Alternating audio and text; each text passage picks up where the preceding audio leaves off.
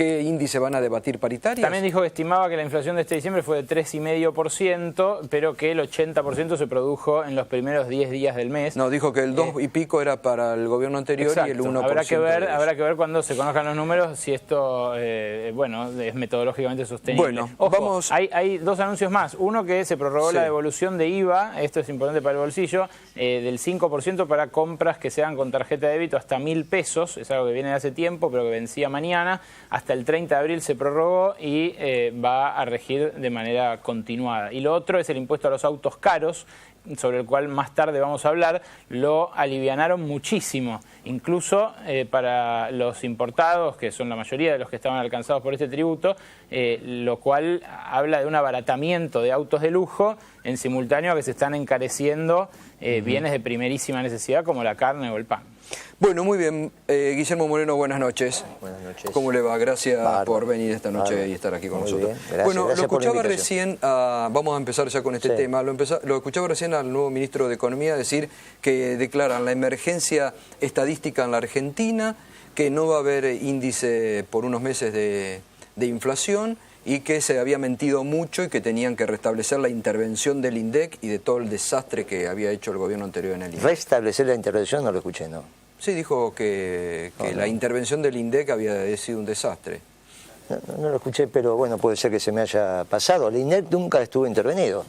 No sé si capaz que para Berkovich estuvo intervenido, y capaz que él descubrió un decreto que nunca hizo el gobierno nacional y popular. Pero si tiene el decreto de intervención del INDEC, como se la pasó hablando en los últimos 8 años, le pido que lo saque. Lo muestra y se termina, firmado por Kirchner o por Cristina, y entonces el INDEC está intervenido. Y si no encontró el decreto de intervención, que no digan más que estuvo intervenido. Ni él, ni ministro de Economía, ni nadie, por favor. Buenas noches. Buenas noches. No, pero ya nos habíamos saludado. ¿Encontraste el decreto de intervención? El INDEC estuvo intervenido de facto por usted y por una serie. Sí, por una serie. Si quiere, vamos a arrancar, si quiere, una entrevista en la cual no quisiera que pasáramos, que dejáramos de pasar. ¿Qué intervención es esa de facto? Es una cosa media extraña. Sí, es la que usted llevó adelante con Beatriz Paglieri, con Ana María.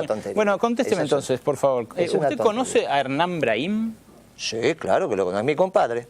¿Su compadre? Sí. Bueno, ¿qué rol ocupó en la intervención o la gestión del INDEC? Soy padrino de su hijo. Bien. ¿Lo podría describir en cuanto a sus cualidades estadísticas? Abogado. ¿Y tiene habilidad como para dirigir un ente estadístico? Sin ninguna duda. Tiene título universitario. Ahora no lo evalúo yo, lo tiene que evaluar el que lo designa. ¿Fue designado? Sí. Ah, bueno. ¿Conoce usted a Ulises Valentín y Aníbal Nebelev? No, ahí no te los conozco.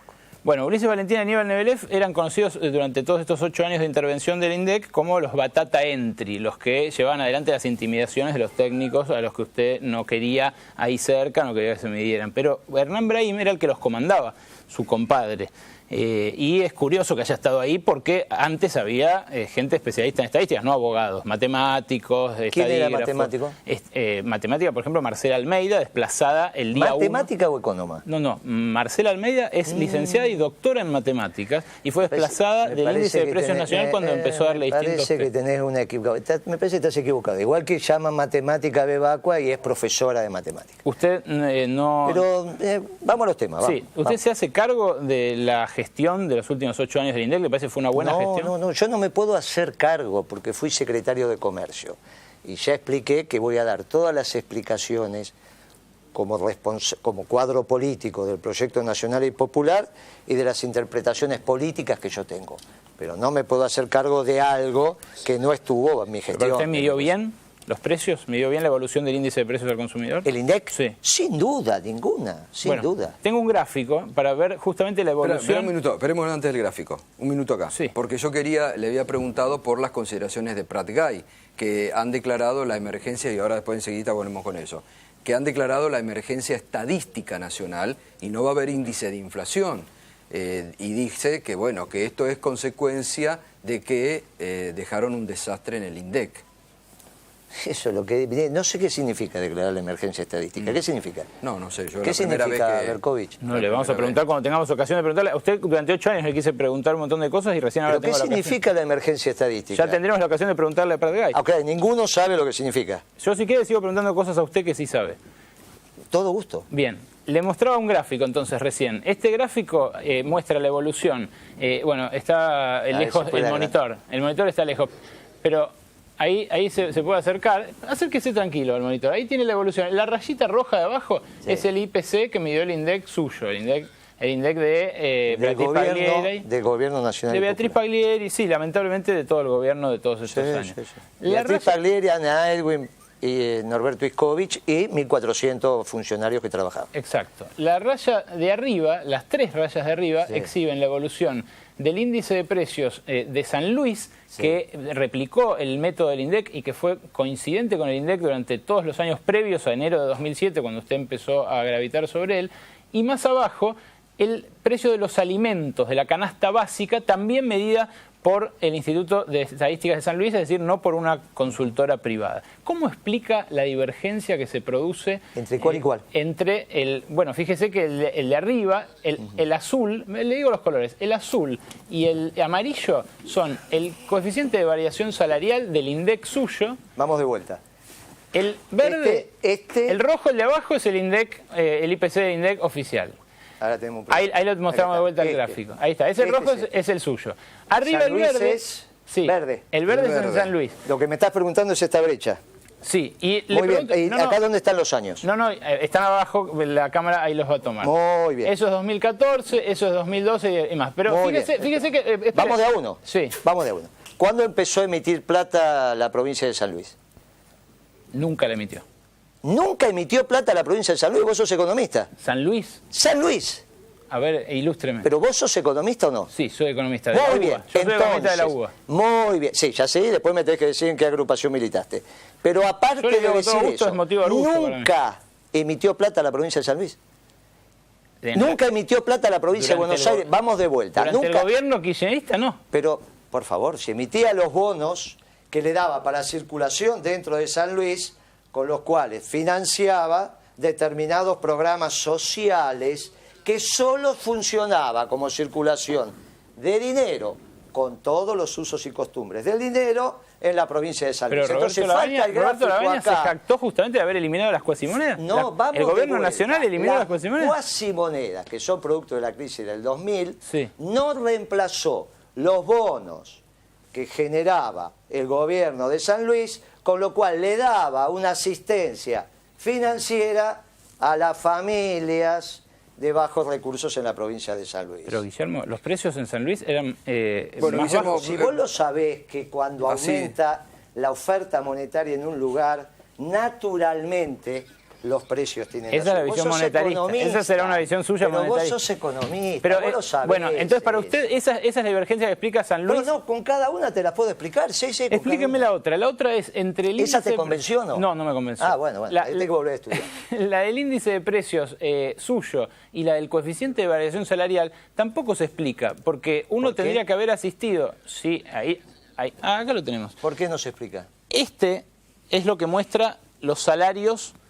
El azul. El azul muestra los salarios de la economía. Sí. Esto muestra el índice de precios al consumidor suyo. Sí. Esto, mío no, del INDEC y del gobierno. Del INDEC. Y esto muestra la evolución de los alimentos según San Luis. Entonces, según la inflación de San Luis... Ya está, ya explicamos la situación. Vamos al índice salarial. No, porque esta curva lo que hace es seguir, los sueldos siguen a la inflación de San Luis, porque la inflación de San Luis era la real de todo el país. Entonces los alimentos y los sueldos van empatando, ganando en algunos años, perdiendo en otros. ¿De dónde sacás esa conclusión, que lo que pasa en San Luis pasa en el país? No, San Luis es una tontería metodológica. San Luis era la única que lo podía medir porque no estaba bajo la vara suya. Pero esto es una tontería lo que está diciendo. ¿Cómo vos vas a decir que lo que pasaba en San Luis es lo que pasaba en el país? Eso es lo que decía Rodríguez Sá en la campaña electoral. No. Pero no lo podés decir vos seriamente hablando de economía. Lo que estamos diciendo... ¿Cómo lo que pasa en San Luis pasaba en el país?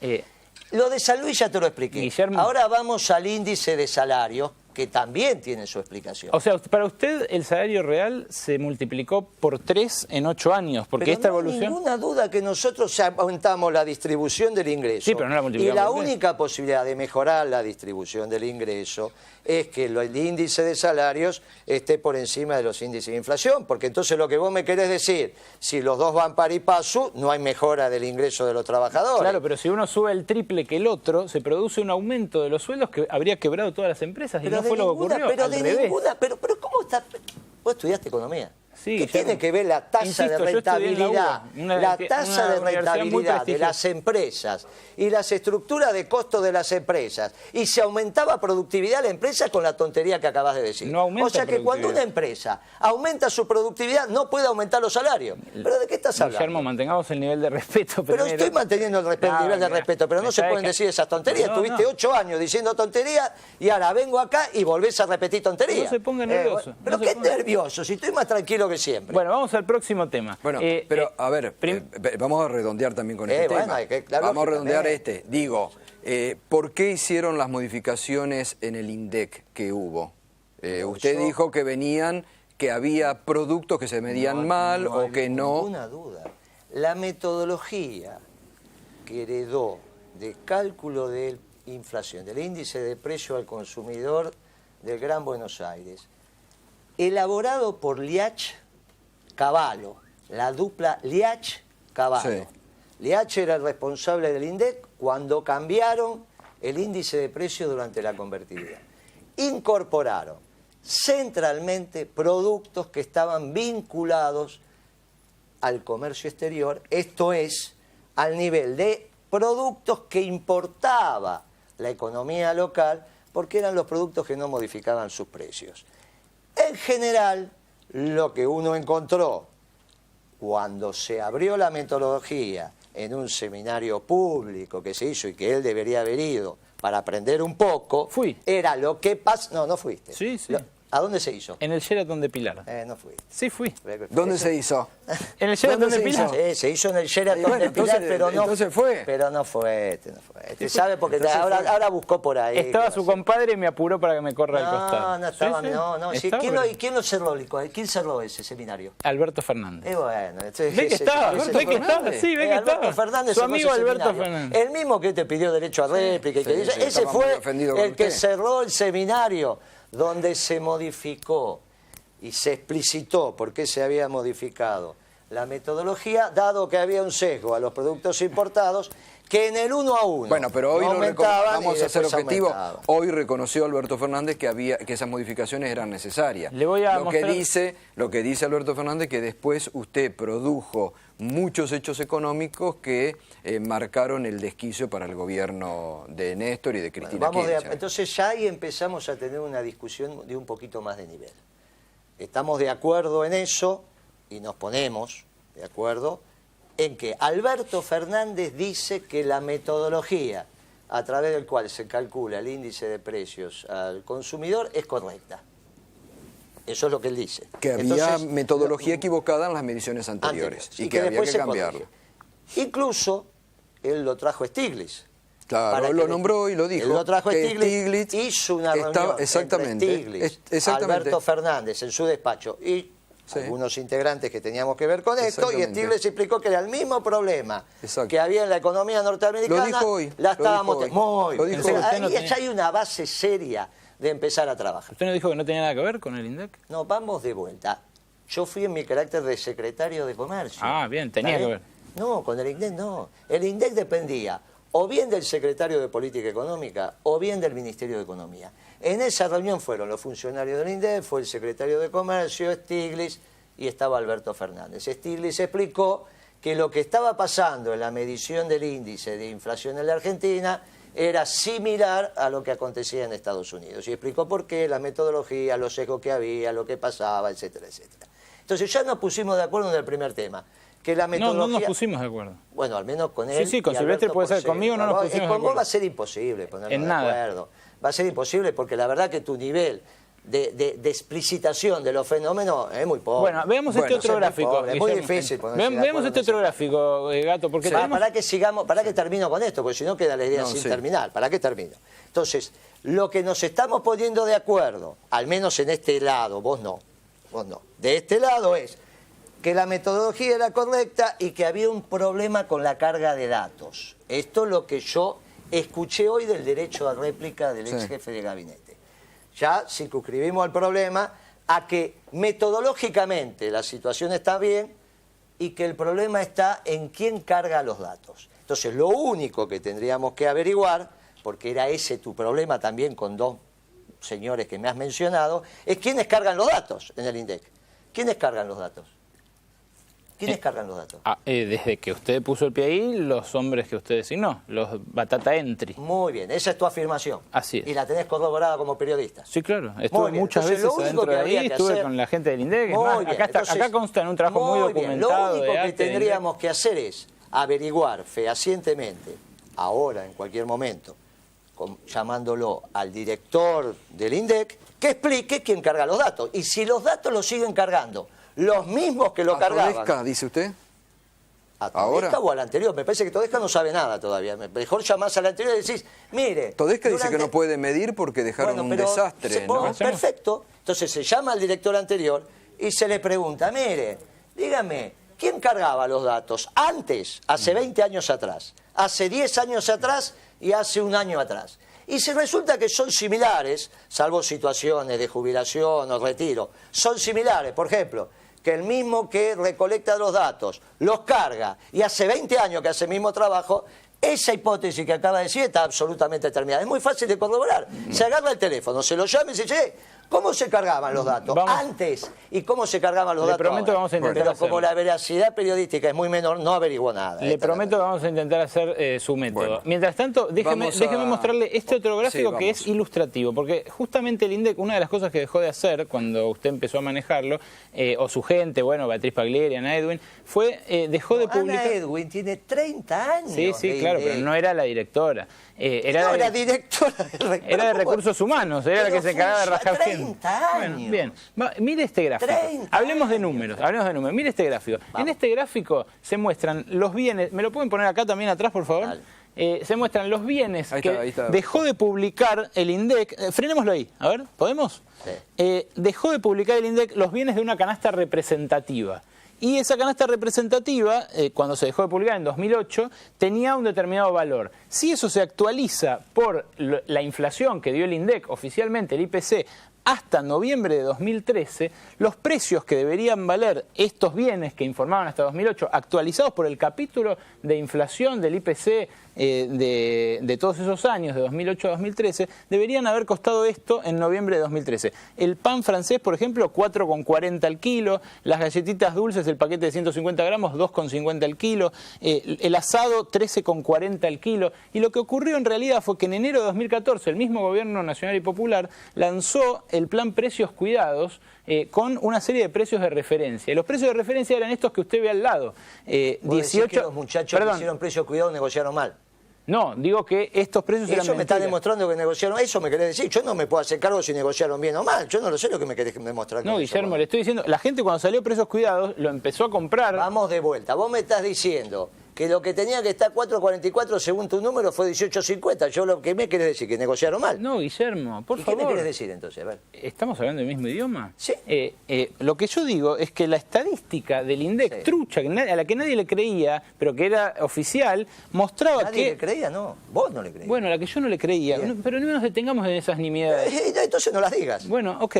Lo que yo digo es que la estadística del INDEC marcaba que el pan debía valer 4,40 en el momento determinado en el cual le estoy mencionando, noviembre de 2013. ¿Cómo hiciste ese cálculo y esa metodología? Es muy simple. A ver, dale, ponelo de vuelta. Hay un método de 2 columnas que aparentemente me está diciendo negociaron mal. No, y después me decís, no, pero tenía que estar 4.44. La verdad que no te entiendo. No, estoy diciendo que según el INDEC, si uno tomaba la canasta de bienes representativos de 2008 y la actualizaba por la inflación que dio el INDEC oficialmente en comunicados de prensa todos los meses, si la actualizaba hasta 2013 mediante una simple multiplicación. Yo no sé si en su carrera... Me imagino que usted lo sabe hacer muy bien. Bueno, el asado... Pero que no ponés el origen y no ponés el y no ponés ninguna de las inflaciones, la verdad que no lo sé cómo hiciste ese gráfico. Vos hiciste una columna... Ahí dice, pan, 150 gramos. 150 gramos, yo no sé qué. No, 150 gramos la galletita. Mire solamente esto. Mire, por ejemplo, el asado. ¿Cuál es el precio de origen? El precio de origen es mucho más bajo. ¿Pero dónde está el precio de origen? Bueno, no lo simplificamos acá. No, es que no lo simplificaste. Hiciste mal como hiciste mal todo. Ese es el problema. Pero si tu mismo cuadro está mal hecho. No, el cuadro no tenés precio de arranque, no tenés precio de final. Cualquier cosa. Nos detenemos en una cuestión de verdad ridícula. Una cosa que porque siempre lo que decís, lo decís de piri. Bueno, pero no justificás nada, no decís nada, a ver, y después querés decir que las cosas están bien. Mantengamos el respeto, por favor, que venimos siendo muy respetuosos. Berco, no, ¿a qué querés llegar? Yo vengo tolerando la falta de respeto precisamente porque quiero las respuestas. No hay ninguna falta de respeto. Tranquilo, yo aguanté durante 8 años tu falta de respeto desde la televisión. Bien. Y la verdad que no hice nada. Bien. Esta es la primera vez que vengo. Menos mal. Así que no hice nada. Bien. No hice absolutamente nada, ni nunca te llamé por teléfono. Vos fuiste irrespetuoso desde acá y de ningún momento tuviste la situación de decir, como este hombre no está contestando ni está diciendo nada, la verdad que le estás pegando a alguien solo que está caído. Porque la verdad, si alguien no contesta, vos fuiste el irrespetuoso. Y ahora que es la primera vez que vengo, me mostrás gráficos absolutamente mal hechos, que ninguno tiene ninguna explicación. ¿A qué quería llegar, Berco? Entonces, olvidemos preguntemos, vamos. Si los precios de precios cuidados que la gente empezó a comprar masivamente a partir de enero de 2014 fueron los que le estoy mostrando, que esos sí son los precios oficiales de precios cuidados. Perfecto. 42 mangos del kilo de asado, 44 mangos del kilo de nalga, en la botella de 1,5 litros de aceite, 12 mangos. Si esos precios eran bajos para ese momento, ¿cómo se explica que el INDEC diera precios de la mitad o un tercio si uno extrapolaba los precios las últimas veces? Nunca dijo el INDEC eso. Vos estás inventando un cuadro donde decís esto y esto se compara con esto, como hace siempre. Okay. Inventás cifras, inventás datos, inventás cosas y la das por certeza. Entonces, ¿por qué el INDEC dejó de publicar precios de la canasta representativa? Porque no hay a nivel internacional. Las recomendaciones dicen, como lo acaban de decir todos, que no se publican precios porque no son representativos. Bueno, dejemos el tema estadístico. Esto es lo que se explicó en ese seminario. Vamos al siguiente tema, tema leche y tambos. El precio durante su gestión se multiplicó. Usted negociaba, por ejemplo, el precio del tambero de 70 y pico de centavos por litro al principio de su gestión y al final terminó negociando precios de 4 o 5 veces eso. En el medio, la producción lechera cayó 4% en Argentina, mientras en Brasil subió el 9%, el 16% en Uruguay y el 15% en Nueva Zelanda. ¿A qué le adjudica esto? Vamos, ¿en qué secuencia me estás hablando de años? El precio de la leche, mientras yo fui secretario de Comercio, a nivel internacional llegó a $5.500 la tonelada de leche en polvo, después bajó a $2.700 la tonelada de leche en polvo, llegó a estar a 1.500, 1.600. ¿En qué secuencia de tiempo me estás hablando? Pero acá en ningún momento bajó, siempre subió. El precio de la leche en polvo a nivel internacional se dividió por 2. ¿En qué secuencia de tiempo me estás hablando? Entre 2007 y 2013. Pero ¿cuándo subió y cuándo bajó? No, en todo momento subió. ¿Cuándo se multiplicó por 3? ¿Cuándo que se multiplicó por 2? ¿De qué estamos hablando? Desde que usted entró como secretario de Comercio, a mediados de 2006. La primera negociación que hice, y que es un precio que me acuerdo, era 0,55 centavos de litro, el litro de leche en la puerta del tambo. 0,55. Bien, ¿y al público? 1,50 era el sachet de leche en el supermercado. Usted sabe que ahora cuesta 12 mangos, ¿no? Mira, hay precios de todo tipo, pero puede ser que haya una leche que esté de 12 ¿Lo considera un éxito eso? ¿De qué me estás hablando? Del 0,45 al 1, no, de la evolución del precio de la leche. ¿De qué me estás diciendo? ¿De cuánto vale el sachet de leche? Pero muy bien, en el 2013, ¿cuánto valía cuando yo me fui? Valía 9 y pico. ¿Pero cómo 9 y ahora pico? Vale 12. ¿Eso no lo tenés aquí? Sí, 9 y pico. Bueno, mostrámelo, a ver, ¿dónde está? ¿En qué secuencia? ¿Dónde está? Usted me está pidiendo a mí que muestre datos.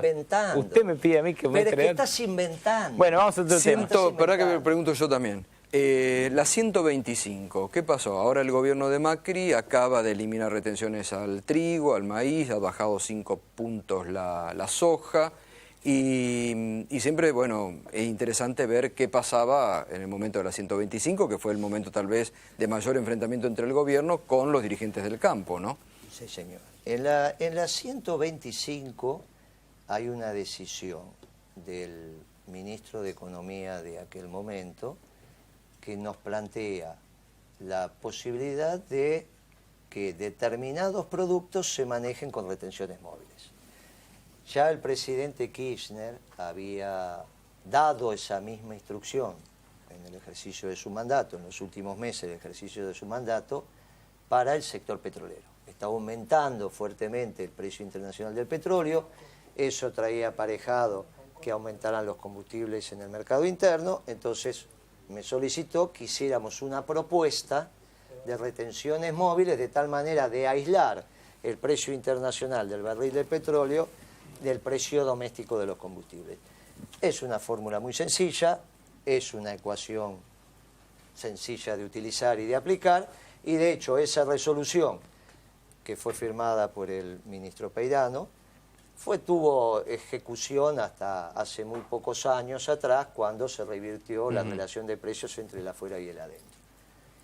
El ministro Lustó, en vez de aplicar una fórmula simple y sencilla, hizo una galimatía inentendible, directamente un mamarracho.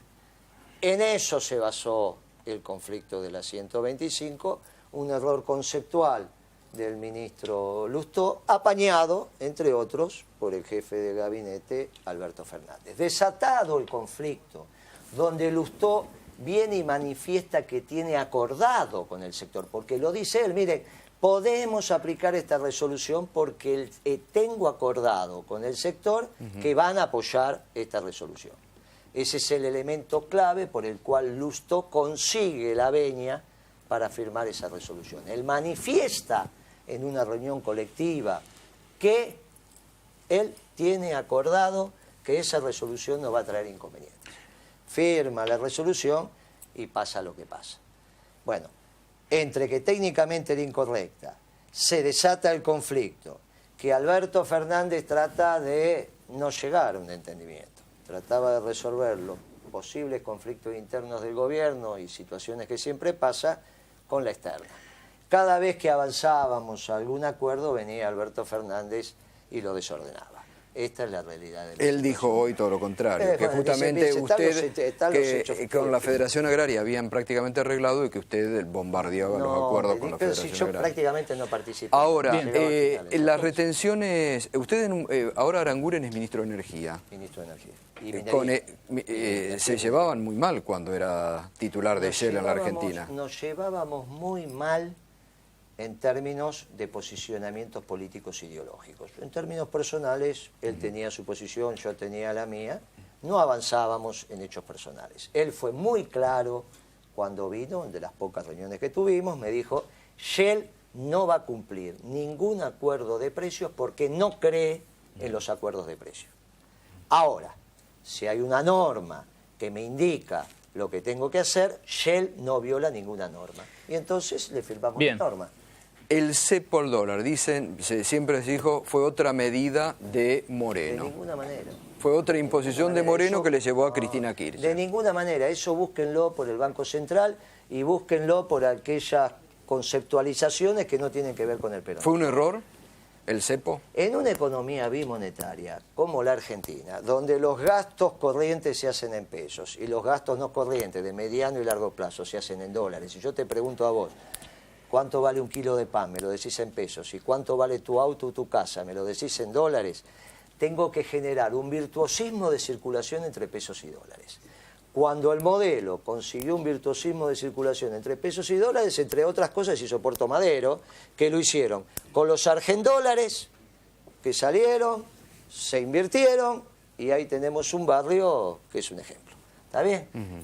Podemos criticar, pero la verdad que en ese momento, donde el nivel de ocupación en la construcción estaba bajo, con los argendólares se hizo ese barrio. Entonces, lo que nosotros tenemos que generar son mecanismos para que la circulación entre pesos y dólares no se vea cohibida ni atrapallada. Digamos, de alguna manera así funciona la economía argentina, que básicamente es una economía bimonetaria, una de las pocas economías en el mundo bimonetarias. Bien, la última decisión del gobierno de Néstor Kirchner, el 7... No sé si quedó claro eso, porque quiero...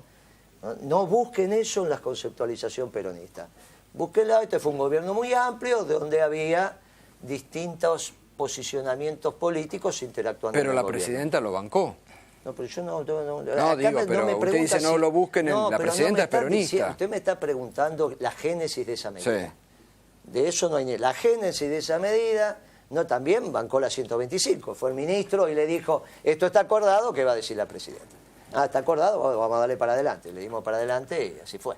Entonces, Estamos hablando de la génesis de esta situación. La génesis de esta situación no viene dentro de la cosmovisión de los típicos economistas del Perú. La última decisión del gobierno de Néstor Kirchner, el 7 de diciembre de 2007, fue la autorización de la fusión entre Cablevisión y Multicanal, Sí, que lleva su firma. Sí, el 9 me parece. Bueno, salió en el boletín oficial el 9, el 7 se tomó la decisión y se firmó el decreto. El decreto, la resolución, lo que hizo fue permitirle al Grupo Clarín controlar el 50% del mercado de cable y de colocarlo en una posición monopólica que después usufructuó en contra del gobierno nacional. ¿Se arrepiente de eso? No. En el momento que se firma, y es efectivamente lo que estás diciendo es correcto, fuiste a las fuentes, está firmado y es correcto lo que estás diciendo. El estudio que se presenta dice que se va a avanzar sobre una estructura de escala en los costos de tal manera que se va a producir una baja en la tarifa del cable. Con la lógica de la baja en la tarifa del cable es que se autoriza esa fusión. Como la lógica de la baja en la tarifa del cable no se cumplió, es que después se desanda ese camino y se le plantea al Grupo Clarín que tienen que volver a la antigua situación de multicanal por un lado y Cablevisión. Pero ¿no le parecía a usted que dándole un poder monopólico? Esa resolución es la que ellos judicializaron y nunca cumplieron. Entonces, hay una resolución de autorización de la fusión donde la explicitación es que va a bajar la tarifa y cuando se demuestra que no bajó la tarifa, se le pide a que se vuelva a la situación anterior, que es la famosa resolución. ¿Y usted no pensaba en ese momento que dándoles un poder monopólico de más del 50% del mercado, ellos iban a actuar de la manera que actuaron? El informe de la Comisión Nacional de Defensa de la Competencia... Era de Humberto Guardia Mendoza, gente suya.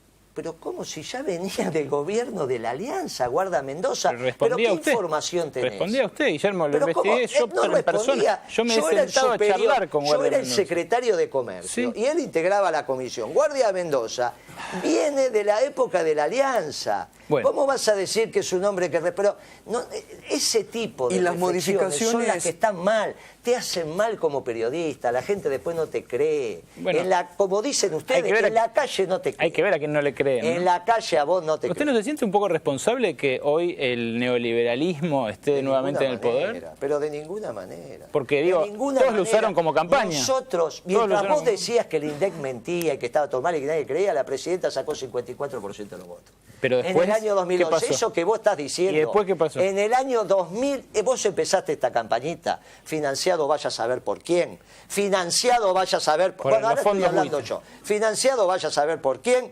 En el año 2007, en el año 2011, la presidenta saca 54-55% de votos. ¿Cómo vas a ser que ser responsable? Bien, los créditos para inquilinos que usted anunció, pero porque si no, no vamos a descubrir ningún tema. El tema de Cablevisión que es importante, porque hoy hay una nueva modificación. Está bien, pero hoy hay una nueva modificación. Esta que quieren unir ahora todo en la convergencia que ha dicho Aguad, todo en uno. Dijo telefonía celular, internet, ¿qué otra cosa más? Lo que pasa es que no importa mucho lo que opine Moreno de hoy. Me importa hablar de estos 8 años. Yo te contesto después, pero me parece muy importante la pregunta de él con todo, si me permitís un segundo. La sensación que yo tengo visto esto y que me estoy enterando es que los muchachos están volviendo a las andadas. Porque no me parece que en 15, ya lo voy a contar, no me parece que en 15 días este gobierno esté en condiciones de pergeñar las respuestas que hoy está dando en esta área, que es un área muy compleja, en un equipo nuevo, donde no se los vio trabajando activamente, pensando y reflexionando. Yo me acuerdo, a las pocas semanas de haber asumido, pocos días te diría, de haber asumido la Secretaría de Comunicaciones, me pide una reunión la empresa telefónica, que la presidía un señor que se llama Gutiérrez, que ahora vuelve a estar en el directorio de YPF, él mismo. Se la doy, viene con su gerente general que se llama Ansaldo y algunos más, y para mi sorpresa me traen una serie de expedientes en original. ¿Me estás entendiendo lo que te digo? O sea, vienen al Estado, al secretario del área, me piden la reunión, entran y depositan en mi mesa los expedientes originales de un hecho administrativo que yo desconocía.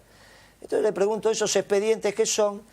Me dice, son los expedientes que usted tiene que firmar. Gutiérrez me dice, sí, que usted tiene que firmar. Y le digo, ¿y qué es esto que yo tendría que firmar?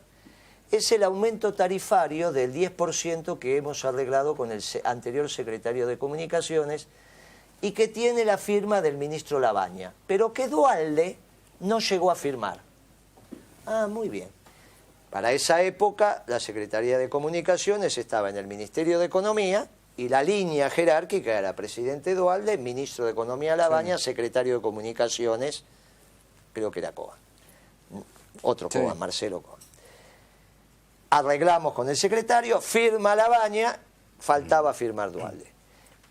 Kirchner modifica el área de la Secretaría de Comunicaciones y se la pasa al Ministerio de Planificación. Y entonces Telefónica dice, enterados de que Comunicaciones va a dejar de estar en Economía y pasa a Planificación, pensamos que estos expedientes originales se podían perder. Entonces nos los llevamos, los originales. Los originales. Se los llevaron a su casa, los sacaron de propiedad del Estado y se los llevaron. Yo los miro y efectivamente tenían la firma de Coan y tenían la firma de Labaña. Y entonces le digo, ¿qué es lo que quieren? Usted tiene que firmar debido y después va a firmar Kirchner y con esto tenemos el 10% de aumento. ¿Qué quiero significar con que volvieron las andadas? Ellos estaban acostumbrados a hacer los marcos normativos. ¿Las telefónicas? Lógicamente. Ellos estaban acostumbrados a llevarse los expedientes, a hacer los marcos normativos, a definir cómo se hacía, a poner los funcionarios, hasta que llegó un Estado a mandar. Llegó un Estado a mandar, esos expedientes se quedaron ahí. ¿Y ahora quién dice que vuelve a las andadas? Y nunca se firmaron. ¿Quién dice vuelve a las andadas? Y bueno, las andadas vuelven las empresas. Yo no tengo ninguna duda de que todas estas políticas están pergeñadas por fuera del Estado. Hasta están redactadas las resoluciones y los decretos de Marra por fuera del Estado. Se los llevan para que firmen.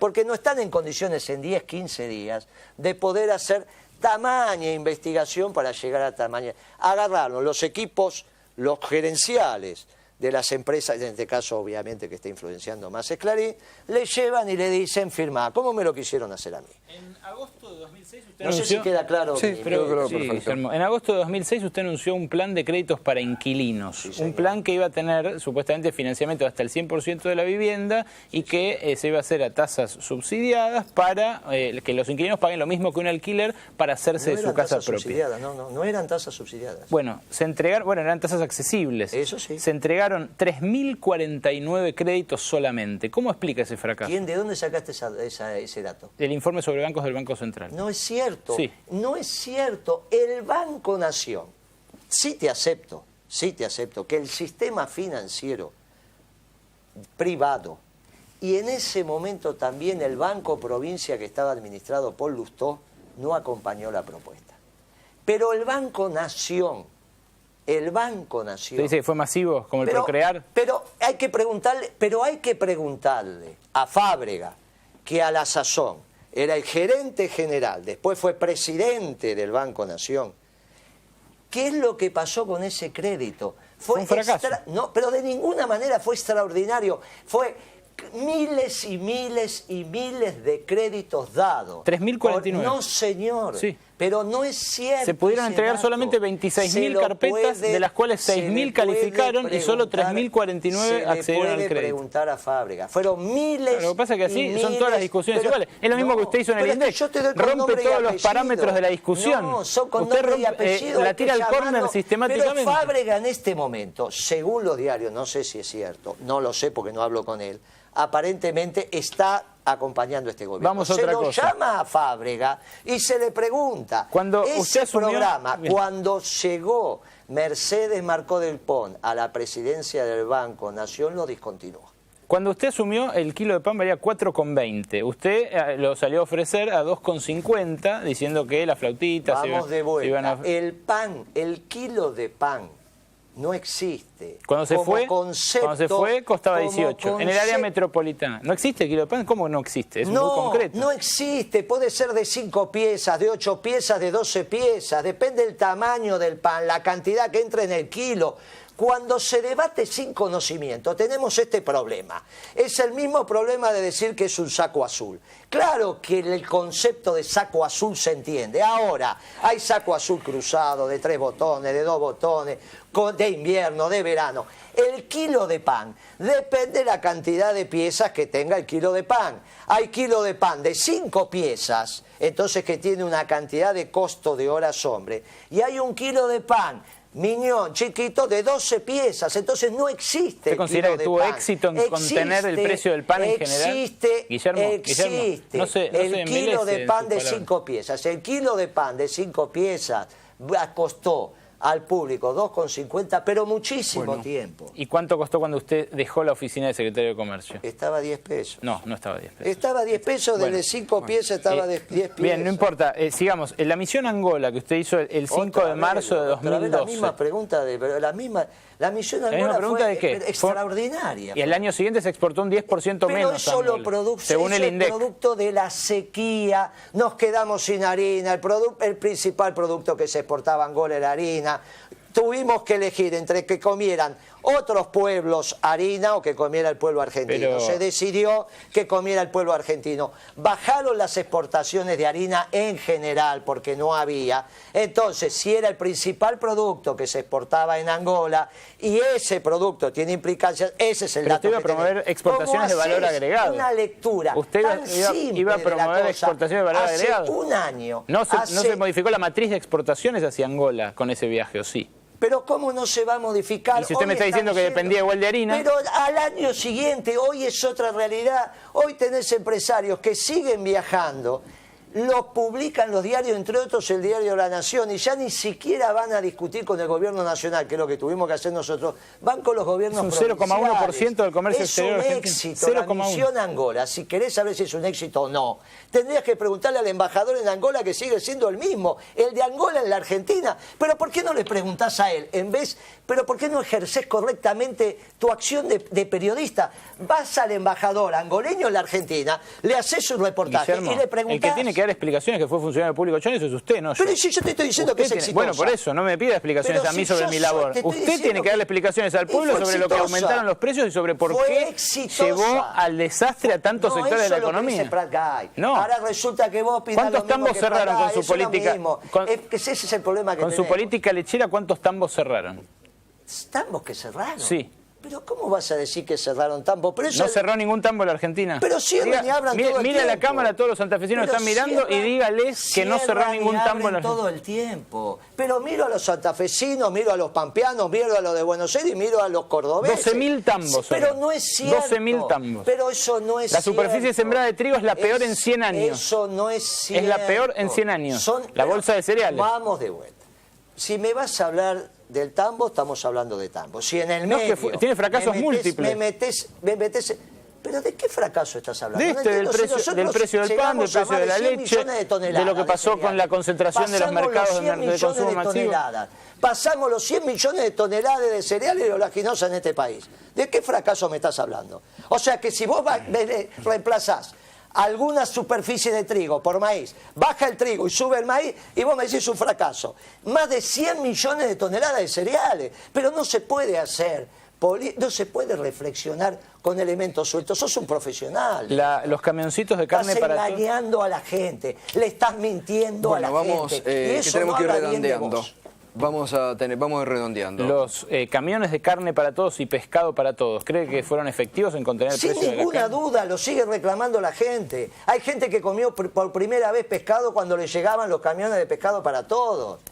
Pero desde ya que lo están ¿Cuántos diciendo. eran? Camiones, debía ser 3 o 4 camiones de pescado, no había más de 3. Eran de un amigo suyo, Rubén Abrucese. No, otra vez te equivocas, eso es carne, estamos diciendo pescado. No, le dije que los de carne. No, le mencioné ambos, Moreno. Bueno, pero te estaba contestando pescado. Bueno, está bien. Bruce, no se ponga nervioso. Que ahora, pero no estoy nervioso de ninguna manera. Parece. ¿Por qué decís que estás nervioso? Si el único que está diciendo mentiras acá sos vos. Bueno. Yo la verdad que no estoy diciendo ninguno, no estoy ni nervioso ni nada por el estilo. Los camiones de carne para todos eran de un amigo suyo. Demostrando que tu nivel profesional deja mucho que desear. No solo como economista, sino como periodista. Te estoy dando la fuente para cuando decís del Banco Nación, consultá Fábrica. Cuando te decido de Angola, consultá con el embajador. Cada uno de los datos que estás diciendo, te mando a la fuente y no lo haces. Yo también le mostré la fuente. Usted no entendió. Quizás serás perezoso. No, quizás usted tiene una práctica falaz de discutir. Quizás serás yo le mostré los datos y usted no los ve. Tu nivel de trabajo deja mucho que desear. Pero podemos continuar esto todas las veces que quieras. Porque bueno, empezamos ahora, podemos continuar todas las veces que quieras. Hay muchos temas para seguir charlando, además va a lanzar ahora una agrupación política, ¿no? En enero, la Néstor. En enero empezamos la afiliación Así que masiva. Empezamos la afiliación masiva porque queremos que el peronismo no caiga en manos de aquellos que quieren hacer un peronismo dócil como rueda de auxilio de este gobierno que se nos plantea un nivel de exclusión como nunca se nos planteó en la Argentina. Y lo dice con todas las letras, porque nadie puede creer que pensando que él puede decir pobreza cero y me aumenta el precio de los alimentos. Entonces, está claro que me están planteando un modelo de exclusión. En este modelo de exclusión hay algunos que quieren un peronismo funcional a ese modelo de exclusión. Y nosotros lo que pretendemos es que el peronismo siga expresando a los humildes de esta patria. Para seguir expresando a los humildes de esta patria, lo que estamos lanzando es una campaña de afiliación masiva para presentarnos en las internas y tratar de que si los afiliados no nos acompañan, tengamos la representación del mismo. Bueno, gracias Guillermo Moreno por estar esta noche aquí. Gracias y seguiremos en otro momento porque han quedado muchos temas, así que muchas gracias. No, de nada. Bueno, otro de los temas del día...